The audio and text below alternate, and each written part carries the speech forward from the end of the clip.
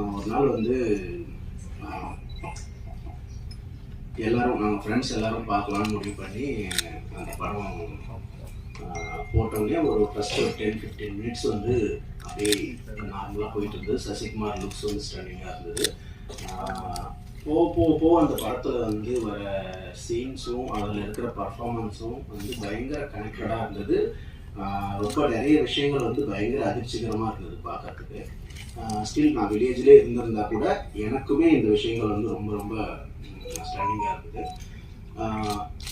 எது நல்ல படம் நான் சொல்லுவேன்னா, ஒரு பெரிய பட்ஜெட்டில் எடுக்கிற படமோ, பெரிய ஹீரோ படமோ, பெரிய பாக்ஸ் ஆஃபீஸ் பண்ணுற படமோ கிடையாது. ஒரு ஹியூமனை வந்து பெட்டர் ஹியூமன் பீயிங்காக மாற்ற முயற்சி பண்ணுற படங்கள் தான் நல்ல படங்கள் நான் சொல்லுவேன். நண்பன் வந்து நம்மளை பெட்டர் ஹியூமன் பீயிங்காக மாற்ற முயற்சி பண்ணது. இது வந்து விராசரன் வந்து பத்திரிகை தொழில்னு வந்திருக்காருன்றதுக்காக